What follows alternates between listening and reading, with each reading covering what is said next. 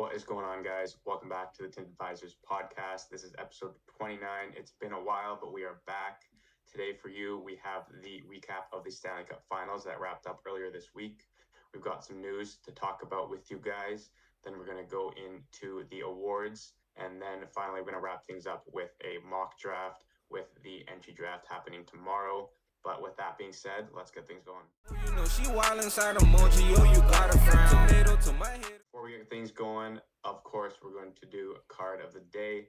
And in honor of the awards happening today, and a guy who I think should be shouted out, even though he did not win, we're going to go with the leading point scorer this year in Nikita Kucherov. It's an exquisite auto, numbered to 65. Very clean card, simple black and white design, and that blue auto always looks good with that blue jersey. Had a phenomenal season. Unfortunately, lost out on the Hart, and I believe the Ted Lindsay, was he nominated for that as well? But anyway, I think he should have won the Hart. We're going to get into it a little bit later, but a great card given to me by Caden. That's my card of the day. Yeah, sweet card really pops off with that blue jersey and that blue ink on the auto, like you said. And yeah, similarly for me, card of the day going to be related to the NHL award. This guy actually won his award. We're going with the Norris Trophy winner, Quinn Hughes. It's an exquisite collection card numbered to 249. Pretty simple card. It's a little bit thicker, so the quality, it feels a little bit heavier.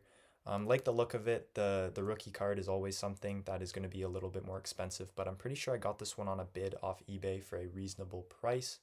But yeah, super happy with the card, and it's just another one of many Quinn Hughes rookie cards that I own. Yeah, nice card. Sweet, simple design. Like I said, we're going to get into the awards later on, but he had a nice family picture today with all of his brothers, and he had a good speech too when he accepted the award. So, just kicking off the content for today, the biggest event of the year for hockey, the NHL Stanley Cup Finals. The Florida Panthers managed to fend off the Oilers, winning in 7 games, 4-3. Kenny, you took the Oilers in 7. Such a close prediction. What went wrong for the Oilers in this series? Yeah, first of all, congratulations to the Florida Panthers on their first ever Stanley Cup. And props to the Oilers for making it a series. It was 3-0, and I really thought it was going to be one of the most boring Stanley Cup finals we've ever seen. But the Oilers did come back with 3 straight wins, couldn't close out the fourth, and that, I think, was their biggest problem, just digging that hole way too deep. It wasn't possible for them to get 4 in a row. But they had a lot of great performances. McDavid, 11 points in that Stanley Cup final. Draisaitl went a little bit dry in that final, didn't have any goals. Hyman did get his 16th of the year, or of the playoffs, but he wasn't anything special either. And Stuart Skinner, just maybe above average performances, but nothing close to what they needed from him. All around, I think Florida just outplayed Edmonton. Even those 3 losses that they had, I think it was pretty clear that Florida was the better team. Yeah, going down 3-0 against the 1 seed out of the Atlantic is, it looks like a write-off of a series, like you said. It looked like it was going to be one of the most boring Stanley Cup finals in recent memory. But yeah, Edmonton managed to make it a series, fighting back to tie it at 3 before dropping that game 7. But yeah, you mentioned Draisaitl and even Hyman kind of disappearing. It's the depth that really stepped up for Edmonton in this series. Matthias Janmark was everywhere late in this series, really pulled Edmonton back alongside Connor McDavid and made this a series. Going into this series, the big storyline for Edmonton was their penalty kill. They hadn't allowed Dallas a single goal in the conference final the entire series, so that was a big story coming in against Florida if that PK could, continue to hold up, and it did.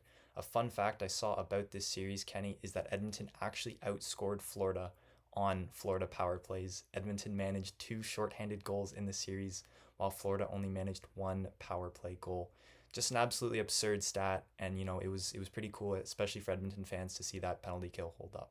Yeah, you talk about that Janmark line, that whole third line with Connor Brown and Adam Henrique. It really reminded me of the Lightning's third line back with their back-to-back cups with Yanni Gourde, Coleman, and Goodrow. Just all hustle, penalty kill, scoring goals. They brought it all, and it really brought the Edmonton Oilers very close to their Stanley Cup. One thing I did want to ask, it is, as impressive as the playoffs that McDavid had, a lot of people are sort of nitpicking at the fact that he didn't come out to accept the Conn Smythe Award. Obviously, he was frustrated. That's understandable. But what are your thoughts on this? Do you think he should have come out? Do you think that's disrespectful to not come out to accept the award? You can kind of see it from both sides. The first side being McDavid deciding not to come out. And if anyone watched the ceremony of the Conn Smythe being presented at the end of Game 7, as Gary Bettman was describing McDavid's playoff run, Florida Panther fans were already booing. I'm not sure if that played a factor in McDavid's decision deciding to come out or not. But to me, if I'm Connor McDavid and I hear the fans booing, I don't think that they deserve to, be graced with my presence of accepting that Conn Smythe. But on the other side, it is the Conn Smythe. It is awarded to the MVP of the playoffs. That's nothing to scoff at. That's a big award, and win or lose, you should be, willing to handle your loss and come out and accept that trophy. So I could kind of see both sides, but yeah, at the end of the day, I'm gonna be siding with McDavid here, regardless of if that booing played a factor or not. I think it's more important to be spending time with your teammates after a big Game 7 loss as opposed to going back out to accept the award. Yeah, I see both sides of it. I think the message that McDavid was trying to send to his teammates was pretty good. You win together, you lose together. But on the flip side, I think he must, in the back of his mind, he must have known, win or lose, he was going to win that award. So I think he knew from the get go that if they were to lose the game, he wasn't going to step out. And I think if you look back at history, obviously Jaguar was the latest player to win on the losing team, and he came out to accept the award. And another player I want to mention, not even in the same sport, but when Messi lost the World Cup in 2014, he still accepted his tournament MVP. So I think just based off history, I think that's something you have to go out and accept. And I wonder if Gary Bettman's going to look at that and just decide that, they're never going to give it to the losing player again because, it's kind of embarrassing that the player won't step out for the award on the league's perspective. So I wonder if that's something going forward that they're going to consider. One final question about the award, Kenny. Hypothetically speaking, if a Florida Panther player were to be awarded the Conn Smythe Trophy just because they won the cup, in your opinion, who do you think deserved it the most after this playoff run? A lot of fans said that he lost it after games 4, 5, and 6, but Bobrovsky stood on his head in Game 7. The shots were pretty low on both sides, but there were some point blank chances that Bobrovsky stood on his head for. Most notably the one with McDavid right in front of him with no defenseman around. And all playoffs long, he's been very, very good. He did, like I said, have a pretty bad couple of games in 4, 5, and 6. But at the end of the day, he was their best player in the back-to-back playoffs now. He has carried them and been a very, very good performer. But going to the flip side, a more joyous situation. Florida comes out with the cup on the verge of being one of the most embarrassing, storylines, one of the biggest jokes of the NHL if they had lost 4 in a row after going up 3-0. They do manage to pull off Game 7 and win it in home. First cup in franchise history since they came in 93-94, so literally 30 years to this day. But just like Edmonton, a lot of the depth pieces stepped up. Barkov only had 5 points, Kachuk only 3, Verhaeghe only 4. It was guys like Evan Rodriguez who came up, primetime goals, and gave them a very good chance. Bobrovsky, a 232 goals against average and a 906 save percentage, a little under what you would expect from him. But then again, like I said, he was their best playoff performer. Some notable guys with their first cups: Roberto Luongo, shout out to him. He raises the cup for the first time. Kyle Okposo, after 17 years, he's got his first. And Paul Maurice, I don't even know what the games play or the games coach number was. I think it was 1,700 or even more than that. But he finally gets his cup with a legendary speech at the end of it. Yeah, all smiles in Florida right now. Yeah, unbelievable series from Florida, and you talk about a lot of guys just stepping up. Evan Rodriguez, even a guy like Eetu Luostarinen had a hell of a series, blocking shots, killing penalties, the forecheck, everything was there. All 4 lines were firing for Florida. And you look on the back end, Oliver Ekman-Larsson, another vet, former Canuck, winning a cup. Yeah, he had a great series too, quarterback in that PP1, and just another guy on defense, Gustav Forsling, was a waiver claim just a few seasons ago, and look at how big he has been for the Panthers, arguably their best defender of the whole playoff run. This Florida team is so complete, and they are so deserving of this cup. Looking a little too far ahead right now, but they've got a couple key UFAs. Who do you think is more key to their next season success, re-signing Reinhart or Brandon Montour? To me, I think I'm gonna have to say Sam Reinhart, even though the blue line defense is a little bit more shaky, especially on that right side. I think Sam Reinhart, just coming off this 50 goal season, I think is going to be more crucial to their success as opposed to Brandon Montour. You look at how the Panthers defense is structured cap wise, they only have the one man making a lot of money. That's Aaron Ekblad making, I believe, 7.5 million, and the rest not so much. I think they can replace Montour in free agency. He still will be a big loss for the team, but I believe Sam Reinhart should be this team's priority heading into the offseason. Yeah, I mean, hopefully for them, they can get both of them back on some team-friendly deals. I know they do have that sort of tax loophole there in Florida, coming from a Lightning fan. All right, Kenny, so that's going to put a bow on the 2023-2024 season. And before all the offseason happens, before the draft, before the free agents, call your shot right now. Who is your 2025 way too early Stanley Cup winner?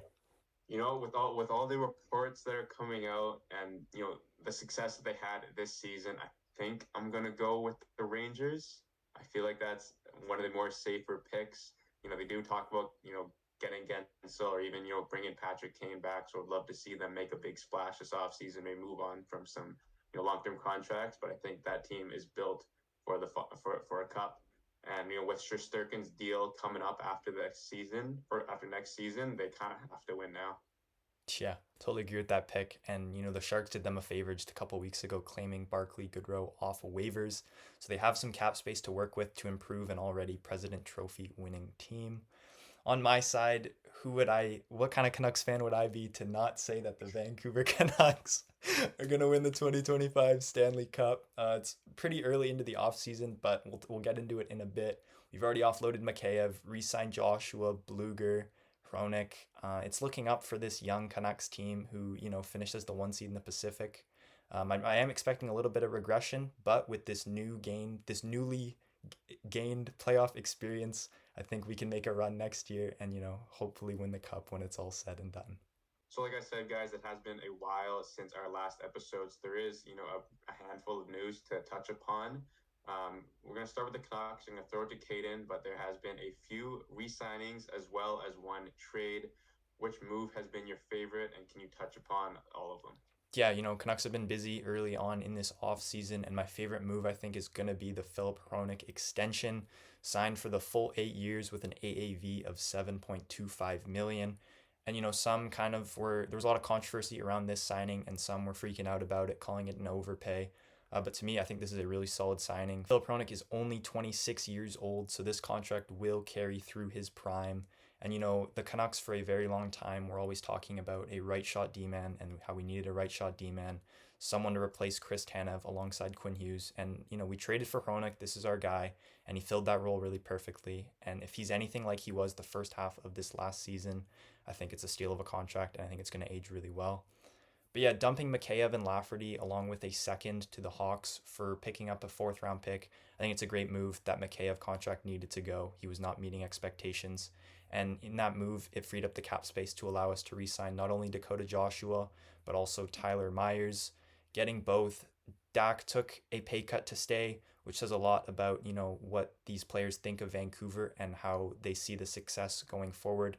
Even Myers, 3x3, maybe the term is a little bit scary as he is getting older, but I think that's a solid move for another right shot D-man who was really solid down the stretch. And the last move they've made is re-signing Teddy Bluger, who also took a pay cut off his last contract, just a slight one. But once again, you see guys like Joshua, Bluger, these guys taking these pay cuts. It makes you wonder how this Vancouver squad is going to look next year. Yeah, I agree with you. I like pretty much everything that they've done. A lot of good depth signings for term, not just your regular 1 year contracts. They do have 2-3 years on them. And as hard as it is in this league to find right shot defensemen, the Canucks managed to lock up two of them. Myers will get he'll catch flack wherever he goes, but you can't deny that he did have a very good a very good season in his standards last year, and I think that dollar value is very fair for him. The Mikheyev trade, I think it was a very good decision. Managing to get a fourth round pick it's a pretty solid deal, especially considering a Detroit trade that we'll touch on in just a little bit. But I can't complain with what the Canucks have done. I think they're going to suit up very well next year, and that they still have a lot of money to attack someone in free agency. Speaking of that Detroit trade, they do send Jake Wallman and a second round pick to the San Jose Sharks for future considerations, which is another word for nothing. It's an apparent cap dump, even though Jake Wallman is a very serviceable defenseman who only makes just over $3 million. Kind of a head scratcher here, considering they have guys like Justin Hall, Sherratt, Andrew Kopp, a lot of other big time contracts that should have been shed instead. But yeah, when you look at what Vancouver did with Mikheyev, they managed to at least get a pick back. And looking at a guy like Jake Wallman, you would have thought that someone would be willing to give up something for him, but the fact that they had to attach a second rounder just doesn't really make much sense to me. Another sort of baffling trade is the Pierre-Luc Dubois trade for Darcy Kemper, just 1-for-1, bad contract for bad contract. Obviously, LA wanted to get rid of him before that no move clause kicked in. But sort of giving up on him 1 year after that big deal last year basically means they gave up Velarde, Iafallo, a pick, and I think it was Kupari for Darcy Kemper, who's 34, sub 900 save percentage, and a $5 million cap hit. Looks bad on Rob Blake. Not sure how much longer he has in LA, but we'll see how Dubois does in Washington. Hopefully, this is kind of a wake up call to get him to put in a little more effort. But just a couple confusing trades in the past couple of weeks in the NHL. Yeah, talk about head scratcher. This Pierre-Luc Dubois for Kemper 1-for-1 swap is, the epitome of just that. I can see it makes a lot more sense on the Washington side with Charlie Lindgren being there. You don't really need Kemper anymore. But for LA, you're giving up on PLD and maybe you're getting out of, a nightmare of a contract. We're just picking up old vets out in LA for goalies. It's clearly not the answer. We'll see if Kemper can bounce back with LA. But I love this move for Washington, taking a chance on a still very young player in Pierre-Luc Dubois. And, if he does pan out, that contract could look very good in a couple seasons. Yeah, they got some good center depth now with Dubois and Strome. Not sure if Backstrom will come back at all. But, they got younger and they're going to help Ovi chase that goal record. A couple more trades that took place. Jacob Markstrom to the New Jersey Devils for a 2025 first round pick, and defenseman Kevin Ball. Caden, what are your initial thoughts of this former Canucks goalie getting traded? I love it for both sides. Maybe a slight overpay from New Jersey, but this is what they needed. They needed a bona fide starter in this league, and that's what they're going to get in Markstrom. He is in his mid 30s, getting into those years where goalies start to kind of, not be themselves out of their prime. But I still think he can be the answer in New Jersey, and giving up Ball and a first that is top 10 protected. I really love it for the Devils. And, looking on the flip side for the Flames, gotta love it for them as well. This is really going to kick off their rebuild, picking up a young defenseman and, a first round pick. You can never have too many of those. Yeah, I agree. Another big trade for the Conroy era in Calgary. Along with that Tanev, Hanifin, Lindholm trade, they got a lot of big assets now. A little confused for New Jersey in the sense that they did get their guy in Markstrom, but now they have him, Jake Allen, as well as Nico Dawes and Akira Schmid as, your 4 goaltenders. So I would assume that one of them gets moved out. I feel like it would be Jake Allen because I don't see why you would give up on a young guy like Nico Dawes. But like you said, hopefully Markstrom doesn't start that decline anytime soon and still has a couple good years left in him.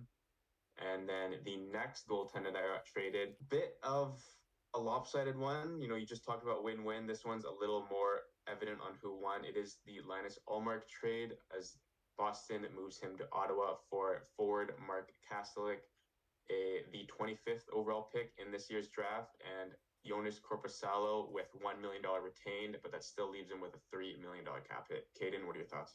Yeah, you talk about fleece jobs. This is it right here. The Ottawa Senators managing to pick up a Vezina caliber goalie in Linus Ullmark for virtually nothing. Kostelik was just a depth guy, wasn't really much. I believe the first round pick they sent was actually originally Boston's, even though they didn't acquire it from Boston. And then finally, Korpisalo had a pretty rough first year in Ottawa after signing that contract. So being able to move on from him and only retaining $1 million is big. And yeah, Linus, he doesn't come with an extension, so I'm pretty sure that's why the price is a little bit down. But yeah, the Ottawa Senators taking a pretty good risk here. Ullmark could very well walk after this season if it doesn't go well. But this is the kind of move that the Ottawa Senators needed to make, and I absolutely love it for them. Ottawa is a clear winner here. They've been looking for a bona fide starter ever since Craig Anderson left their franchise, and they've got it in Linus Ullmark. That $1 million from Korpisalo basically makes it a $6 million cap hit on Ullmark, but that doesn't really matter. I think he sat down and talked about extension already with Ottawa. And on Boston's side, they're hoping that Korpisalo kind of bounces back in a backup role, but 3 million still a little bit much, as well as I think it's 3 more years on that deal, so the turn's not great either. One could argue it's a deep draft, and maybe they could pick someone up at 25th. But again, Boston's in win now mode. As much as a prospect might help later, it's not going to help them next season or the year after.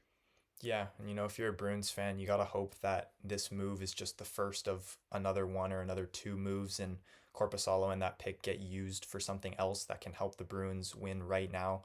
Because yeah, like you said, the prospect pool is super weak, and they are in a win now mode, and their window to win is now. So we'll see if they decide to make a move even before the draft, or if they decide to take somebody at 25.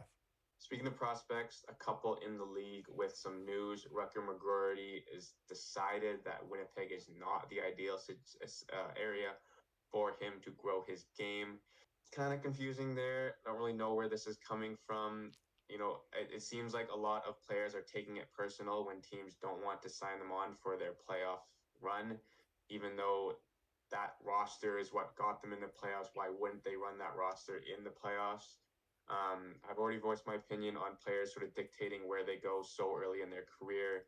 It's kind of like another Cutter Gauthier situation. We'll see where he gets dealt, but I gotta say it's a little bit of respect lost for a guy like McGroarty who didn't want to give the Jets a chance. And then Matvey Michkov, out of nowhere, he was supposed to be signed for a couple more years. That's why some teams passed up on him in last year's draft. But it does sound like he's going to Philadelphia. What does that mean for their franchise next year? This is big for the Flyers, who, actually got off to a pretty good start last season. Adding a guy like Michkov is going to be insane. He's going to be immediately a Calder favorite next year, and it's really going to heat up. And, if you're a Flyers fan, you're super excited for some young talent who arguably was the second best prospect in the draft behind Bedard all season long. And if it weren't for that KHL contract, I'm pretty sure he would have gone too. So yeah, super excited if you're a Flyers fan to be able to snag a guy like Michkov at 7. Moving on to the awards that were happening tonight. Kenny, will start with the Hart Trophy. Nathan MacKinnon walking away from this one. Your guy, Nikita Kucherov, finishing second for the Hart Trophy. What are your thoughts? I want to preface it by saying I don't want to take anything away from Nathan MacKinnon. He had an amazing season, broke franchise records, and put up an astonishing amount of points. But when you look at the voting results, it wasn't even close, and it just makes you wonder. Like Nikita Kucherov, we were talking about this earlier. Caden mentioned that he was just more of a quiet season. I guess it wasn't as exposed to the media as MacKinnon's season was, but Kucherov, 100 assists, franchise records, led the league in points. He had a much weaker and thinner roster than MacKinnon did with Colorado. Obviously Tampa Bay has a lot of other stars, but this is the thinnest roster I've ever seen them, as coming from a fan of 10 plus years. And I think Kucherov literally put this team on his back, and especially when Vasilevsky was out in the first half, he was the reason they stayed above 500, and a huge reason why they were a playoff team. When you look at MacKinnon's side, you have guys like Rantanen, you have Makar. It's just, when you talk about league MVP and most valuable to his team, I gotta think Kucherov leads that argument. But I guess not. MacKinnon, obviously, I don't want like I said, I don't want to take anything away from him. Congratulations to him. Just wanted to say my piece. Yeah, I'm gonna have to agree with you here. And I think the best example you can use is how would Colorado and Tampa Bay look if you took Nathan MacKinnon and Nikita Kucherov off these teams. Colorado, very good chance they're still a playoff team. Tampa Bay, who knows how far they drop in the standings, especially with that Vasilevsky injury you touched on. And it's tough because I think in a few years everyone's going to remember this season as the season that McDavid hit 100 assists, and I think Kucherov's really going to fly under the radar, and a lot of people are going to forget that he also hit 100 assists. But nonetheless, elite season from both of them. Props to MacKinnon for winning that Hart, and Nikita Kucherov, better luck next year. Hopefully you can run it back. Still a really phenomenal player to watch. Yeah, if anything, I hope this just gives him motivation for next year. A couple more awards handed out. The Ted Lindsay went to MacKinnon as well. The Calder went to Bedard. We touched upon this a bunch of times. It was a no-brainer to give it to him. Hellebuck with the Vesna. I don't know if you agree with that, Caden, over Demko. And then I'll let you touch upon Quinn winning the Norris Trophy. Yeah, for the rest of the awards, they were chalked. I think everyone that won them were deserving of the award. I don't think there are too many arguments for anyone else to win any of the awards. Quinn Hughes, phenomenal year from him, 92 points. I think was, a lock to win that Norris Trophy. Makar was close for a bit down the stretch, but I think Quinn pulled away in the end. And then, yeah, the Vesna Trophy, Connor Hellebuck had a phenomenal year. And Demko being injured kind of, took that away from him, took away his chance. Demko had a really phenomenal first half of the season, being an all-star, and just the numbers he were putting up. But you look at the numbers, I think Hellebuck's numbers were just better. So props to him. And then yeah, like you said, Bedard winning the Calder, we all knew that was going to happen. That's basically been a lock since the preseason, barring a major injury, which Bedard thankfully dodged. And then the Ted Lindsay going to McKinnon, think it makes sense. Props to him taking home some hardware tonight. To wrap up today, we're going to do our top 10 mock drafts. We do not know each other, so it is going to be a blind.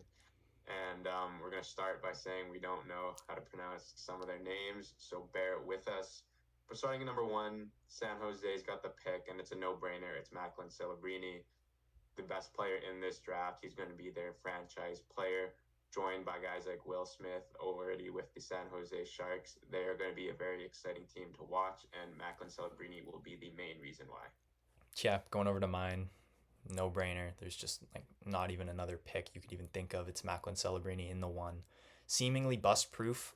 He's going to join a very loaded Sharks prospect pool, and they're going to be an exciting team to watch for years to come. Going over to the 2 pick, it is Chicago. I'm going to go with a defenseman, and I've got Levshunov going at number 2.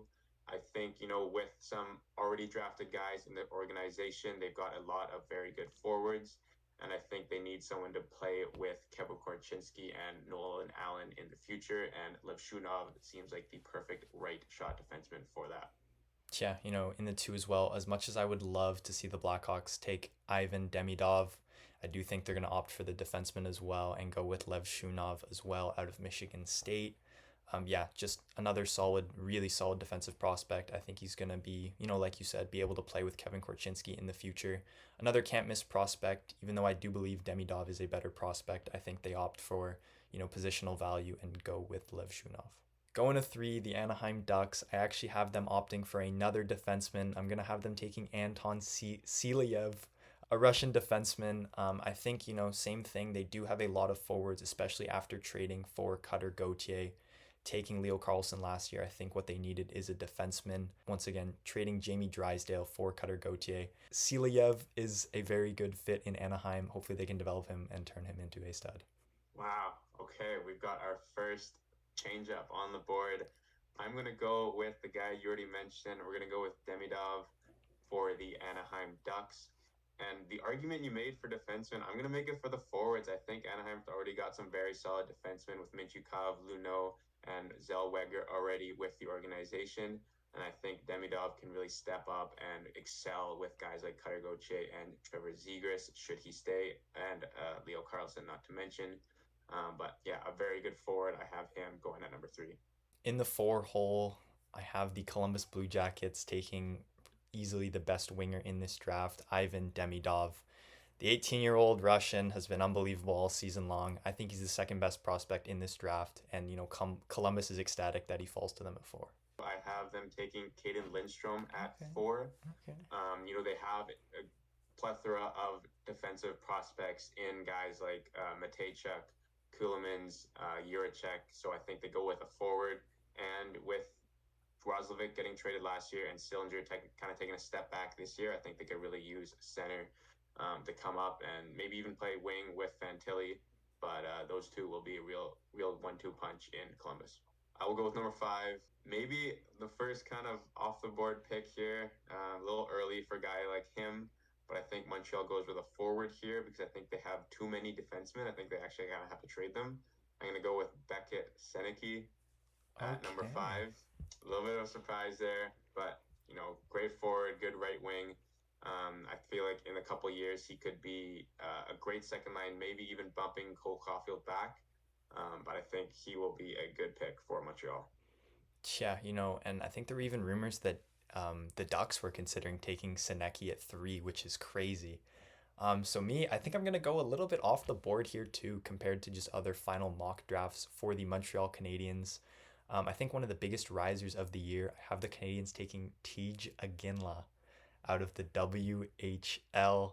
I think Caden Lindstrom, when they're looking at him, I think he's just too like boom or bust, kind of just with the frame. Can that really translate at the next level, the skating? But you look at a guy like Aginla, I think his upside is just too nice for the Canadians to pass up on. I think they lock him up at 5, probably kind of scrambling up some draft boards as, he was up high for some mocks like about a month ago or so, but he kind of fell back to like the late top 10s. So yeah, but I have the Canadians taking him at 5.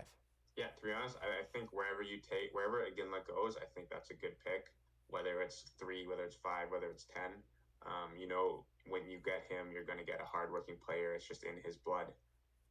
But going with number 6, I have a guy you've already mentioned. Coming for the first pick in Utah history, we're going to go with Silyayev.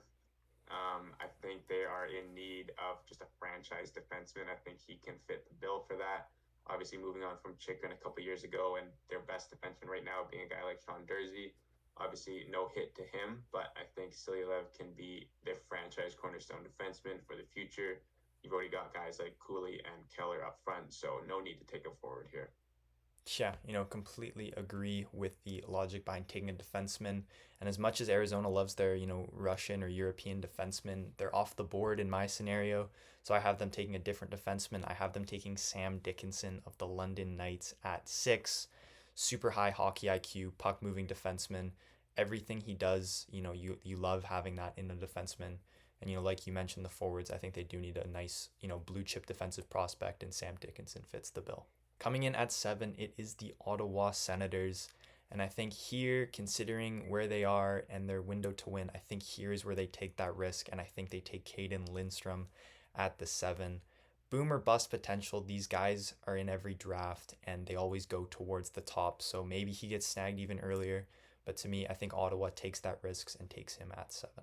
Okay, I'm gonna flip the position here. I think Ottawa's got a good core of forwards, and with Chikrin in trade rumors, constantly, I feel like he will be moved out. So I have them taking Perek at 7. Okay. Very solid defenseman coming out of the CHL. I think he will fit in nicely in a couple years with Sanderson and Shabbat and really form a strong defensive core. And like I said, I feel like their forward core is ready already.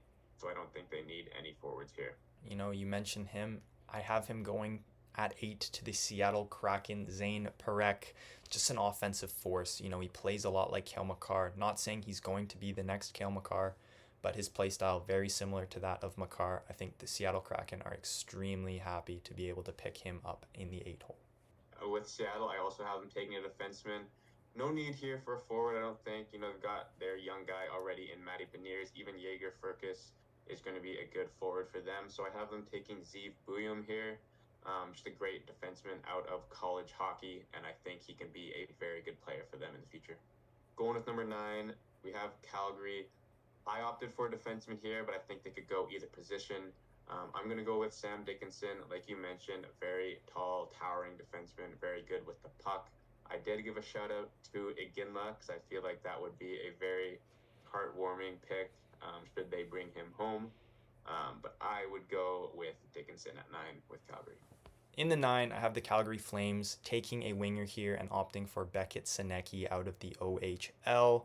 I think he's just a very solid winger, pure goal scorer, has the size, has the strengths, coming in at 6'3". I think he's just a blue chip prospect for the Flames, and they're happy to pounce on him at 9.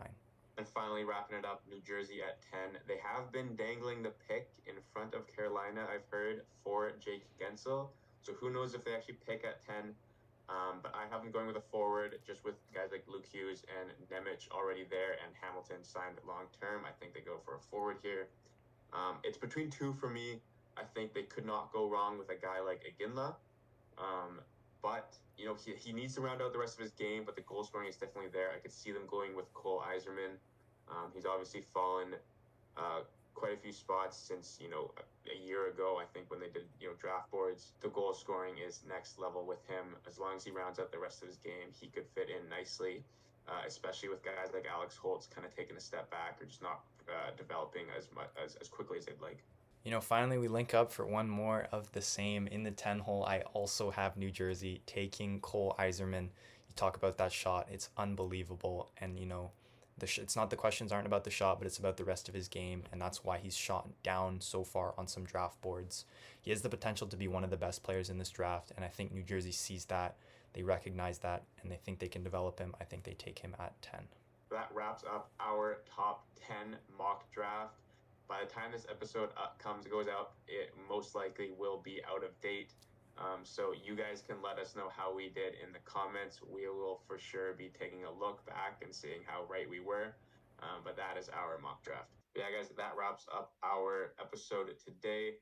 Let us know what you guys think. We have so much content coming out in the next couple of months with a bunch of news, with the draft, with free agency, with everything coming out soon. So we're excited to bring it to you guys. Make sure to follow our Instagram. We're going to be posting a lot of news there, a lot of opinions there.